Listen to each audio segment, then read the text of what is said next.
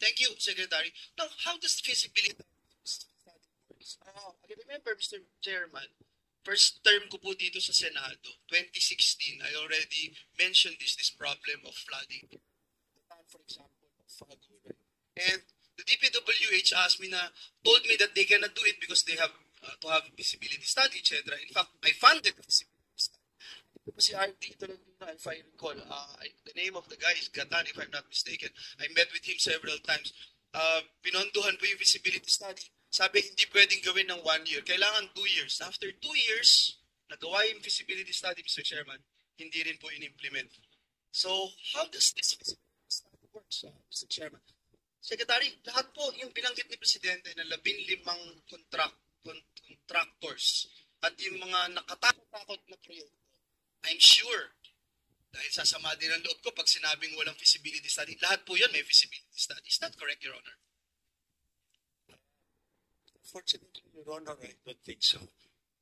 Many of these projects that have been implemented over the years do not have any feasibility study. It's just a projects that have been implemented. Wow, that's more frustrating and that's more depressing, Mr. Chairman. Because Only... I myself, as a member of this institution, asking for help with the department, and I never considered myself as an expert in flooding. I never considered myself as someone who knows what to do in addressing this problem. That's why we consult, we ask for experts. And now you're saying wala palang feasibility study. Itong mga projects na ito na bilyon-bilyong halaga na ginagastusan ng ating pamahalaan. Itong 4 na taon from 2023, 1.07 billion per day ang budget ng DPWH. 2024, 1.34 billion. This year, 1.37 billion pesos budget a day. Again, DPWH. And now in the coming 2026 NEP, 1.08 billion pesos budget a day. And then you're gonna say, Mr. Secretary, wala pong feasibility study and huwag kayong magulat kung ghost project yung makukuha natin dito. Is that correct, Your Honor? As I...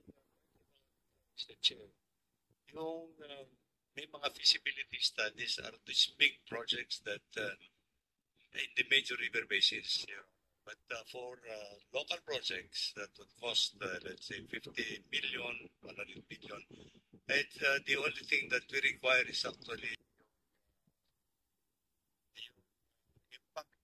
project impact analysis, Your Honor. Sige po, Project Secretary. impact analysis. I will wind up na doon. Next time, pag-usapan ho natin yung feasibility study. Let's